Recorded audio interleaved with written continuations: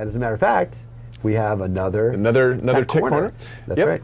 Okay, today, well, thank you for that piece, Mike, and Bill Levinson for writing that. That's right. What we're going to talk about today, this is something that everybody deals with.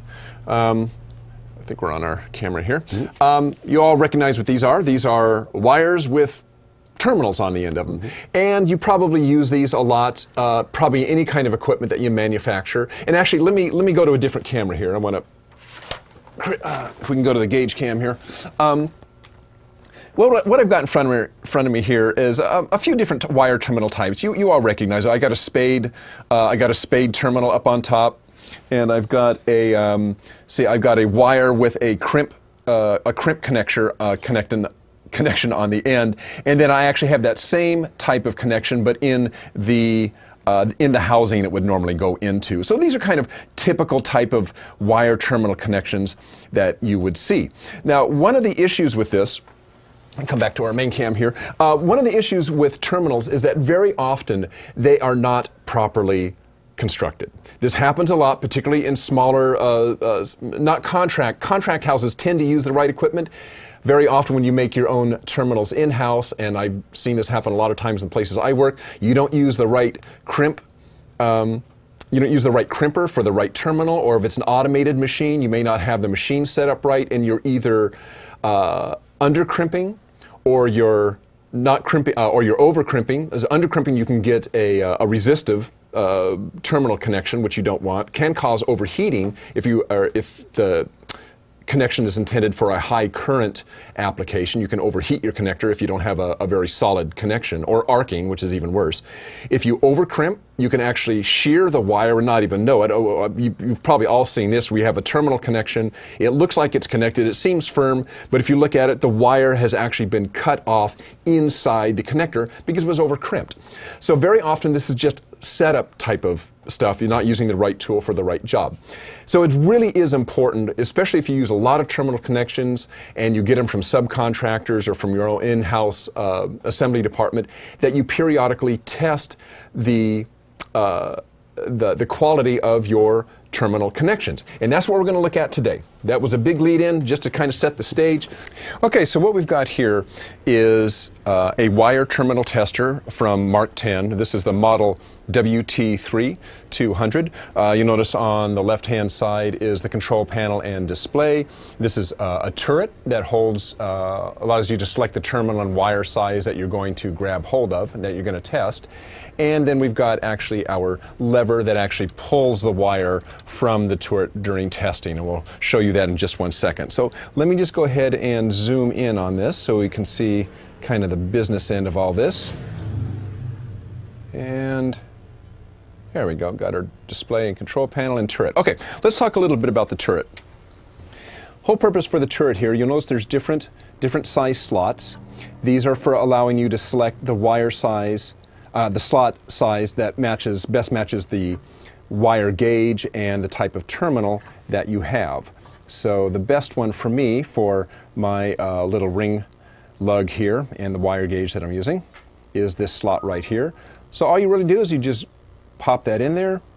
We move this over into the holder. I push down the lever, and that will pull the wire from there, and we'll measure the force. But before we do that, a little bit about the display. So what we see here is your basic Mark-10 force display that you'll see in all of their instruments. If you've used any of their instruments, it functions the same way you're used to. What we're going to set up for is a peak reading, and this has several modes. You see this is a real-time reading right now. There is a peak mode which stores the peak reading from any measurement. So if I stop, it measures my peak right there. So what I'm going to do is I'm going to set an upper and lower limit for my test, and we'll operate in peak mode, and we'll be able to use the go, no-go gauge that you see on the left-hand side. A go, no-go will either show a down arrow if you're below your limits, a square if you're within your limits, and an up arrow if you're above your limits. Now, we're only interested in the lower because we don't care how high it goes. We really just care what the breaking point is. So I'm going to set my set points. You notice here I have my upper enabled, but I have it set for the max of this unit, which is 200 pounds of force. I have my lower enabled. I've set it to 25 pounds of force. That is, I want to be above that in order to say that this is a good terminal connection. And that's about it. I've got my limit set up. I'm in peak mode. I zero it out. I'm ready to take a measurement. So I've put my wire into my slot there. I now pull the lever, and we can see I measured 36.3 pounds of force. I've got a square there, which tells me that I'm I'm actually within my limits, which means I'm above 25, lower than 200. Remember, all I care is that I'm above 25. So this wire passed. I'm going to press data, so that I store the data within the unit. The unit can store up to 1,000 measurements, and I'm going to zero it in order to get ready for my next test. And I'm going to do the same test again. I'll put in another wire, put it in the slot, and you can see how easy this is, and I'll take another reading. This one failed. Notice this one was 23.2 pounds of force, therefore didn't make the 25-pound limit, and my go, no-go indicator shows a down arrow rather than a square, which means it failed. So I'll go ahead and store this data, zero, and let's take one more reading just to see what we have. And I'll put another wire in the slot, another terminal, and we will test this one. This one is right at 25, strangely enough. It's not higher than 25, so it's right at the limit. That's considered a failure also. So we had one wire that passed, two that failed. I'm the one who built these wires, so you can see I'm actually not very good at constructing wire terminals, so don't send your wires to me.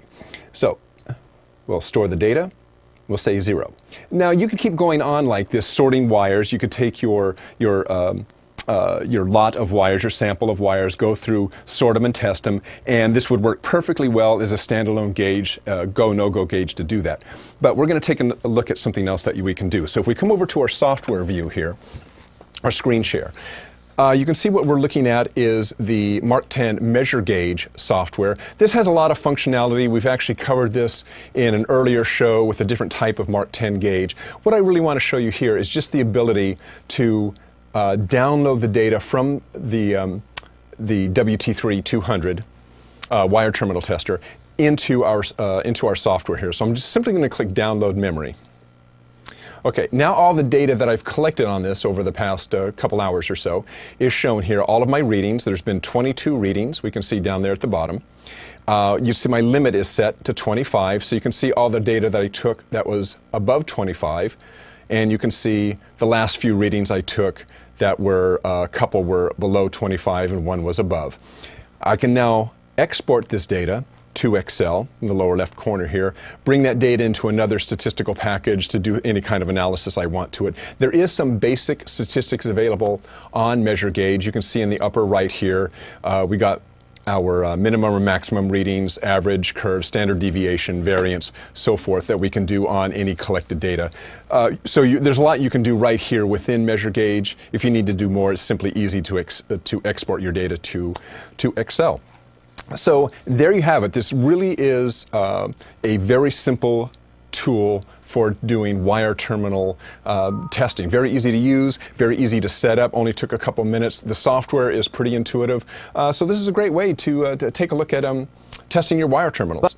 Solution for wire terminal testing. Well, it is fast. Yeah, it's fast. Yeah. It's fast. I mean, when this is set up properly, when it's set up properly, it really only takes a couple seconds per terminal. You have your turret selected, you drop in your wire, you pull the lever, you look over at the left, it's either go or no go, and you pull your sample. You pull your sample lot of terminals. Obviously, it's a destructive test, but you pull your sample of terminals, you test them, and you have an idea for how you're doing. So again, that was the Mark-10 model WT3-200 wire terminal tester, just one of a series of force products from Mark-10. From Mark-10, that's right. Great, thanks, Dirk, and thank you, Mark-10, for sending that on to us. Very interesting product that we love showing off on. Yeah, these things are fun. Yeah, they're fun. So when I do them right. Operator error, but other than that, no, great stuff. So thank you, Mark-10, for doing that. Okay.